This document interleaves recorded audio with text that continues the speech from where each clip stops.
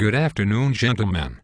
Over in 1,000 days in the past, I visited my favorite image repository designated the haphazard room.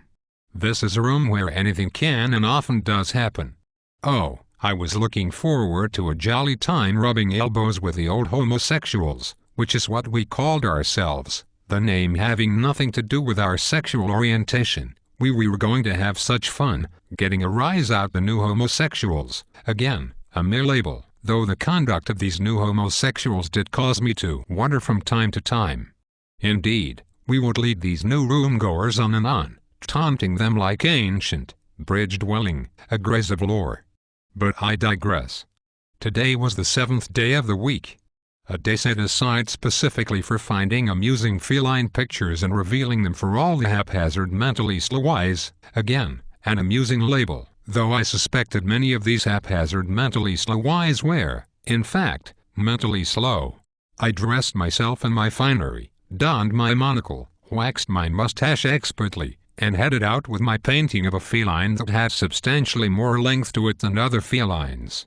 I already had the perfect comment to go along with my picture. Feline of excessive length does indeed possess the qualities of excessive length. I arrived to the haphazard room just in time. A well-groomed fellow announced, "The day of the Jewish Sabbath is upon us. Present your blasted cat photographs and paintings." The man then presented a painting of a feline with what looked to be a rather human-looking smile. The man added, "Can I have a piece of ground beef and a bit of cheese?" We all chuckled heartily at the cat's poor grasp of manners. As I got in queue to display my piece, I noticed a ruckus and another line. I looked over and I was astounded to see what looked like a well-dressed female. I quickly ran over to observe. "Ankles or get thee to a nunnery." One man yelled. "There are no females that inhabit the communication systems. Similar to Spring-Heeled Jack, they are beatific," said another, interrupted by his kidnapping. "This is an obviously ruse set by a cross-dressing male, which is obvious," countered another. Then, a woman of substantial girth entered the fray and said, "If you gentlemen can count to 10 in order without accidentally saying the same number more than once, I shall show my ankles." "My eyes have been dirtied," exclaimed a voice from the crowd. "I require light to cleanse them." "Egades," a voice rang out. "Someone present me with a harpoon, that I may slay this whale of a woman." "To hell with your harpoon. Ready a stake and some kindling. Only fire will rid us of this beast." As I was witnessing this spectacle, I was surprised and shocked to experience the pelvis of another man being thrust against my bottom. Unexpected anal intercourse. He exclaimed loudly. I turned to face my aggressor. Why, he was dressed appallingly. He wasn't even wearing a monocle. Also, I wondered how he could even imagine venturing out with no facial hair. He carried sign proclaiming, "Strumpets do not know of my manhood." A new homosexual, I thought to myself. Well, this simply would not stand. "Sir, I challenge you to a comical information transfer duel." The crowd had gathered around us and murmurs were heard. Comical information transfer duels were quite a serious business indeed. "Very well. I accept," the man said. "Is the man who fails so spectacularly here?" "I am not," rang a voice from the crowd, which parted to reveal man of spectacular failures. "Blast. You, sir, shall be stand as judge." I, too, was to select a judge. "Is Mr. Willie Muddler here?" "I'll muddle your Willie," was the answer. "Yes, Mr. Muddler, be a good chap and act as judge, will you?" The crowd talked amongst themselves. It was up to them to pick the final judge. The man who had announced it the day of felines raised his voice and shouted, "We have chosen Negro of excessive facial expressions as the third judge." The judges convened and discussed the rules. Mr. Muddler spoke first. "We shall have a comical exchange made by one participant, followed by a rebuttal by the other, and the two participants shall volley comical exchanges at each other until us judges tell them to stop." The man of spectacular failures added, "Any use of the word curses is automatic disqualification."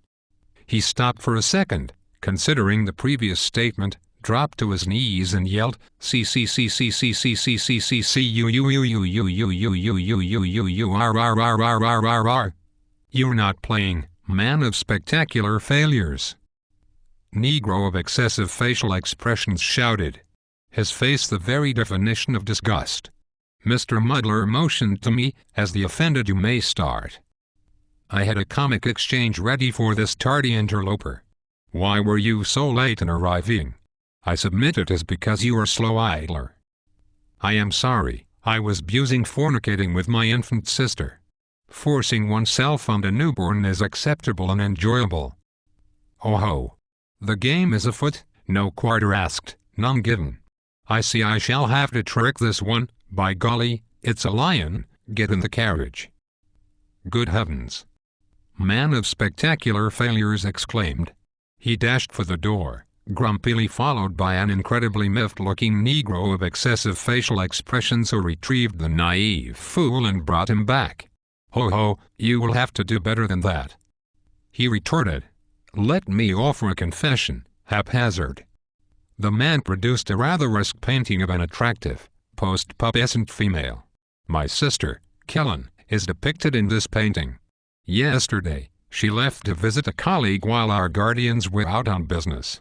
I was strolling past my sister's dwelling when I noticed she left a pair of bloomers on the carpet, just resting on the floor by the entryway. These were small form-fitting bloomers, just resting on the ground, as if my sister had no regard for decency. I guess she changed outfits before departing. I am unsure why, but I wanted a closer gander. I've never enjoyed the company of girls, etc., so I picked up the garment and nervously checked my surroundings.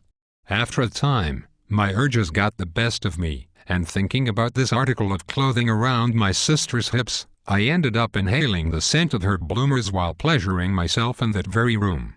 The scent and situation got me so excited, I pulled up to the mansion about 7 or 8 in the evening. I thanked the carriage for the ride.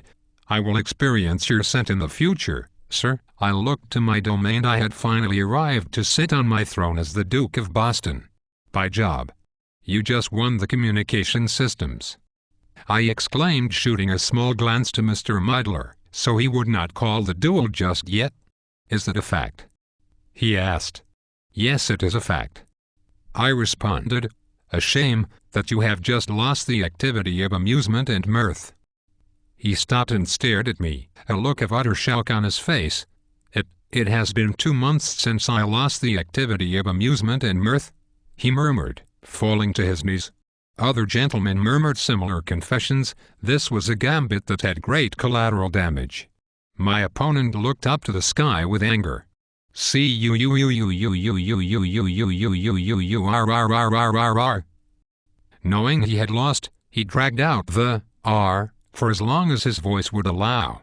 As uncouth as it was for me to kick a man while he was down, I confess I could not help but add, "Now why don't you go lose your gramophone and decide to become a person of heroic achievement?" "God Lord," Mr. Muddler said, approaching me. "I thought he had you there. How did you know that would work?" Once I recognized his stale, overtold story, like so much duplicated, stale noodles. I knew this new homosexual was no room-goer enough to take the activity of amusement and mirth seriously. I confidently added, "Well, now that is finished, I shall collect my communication system cur."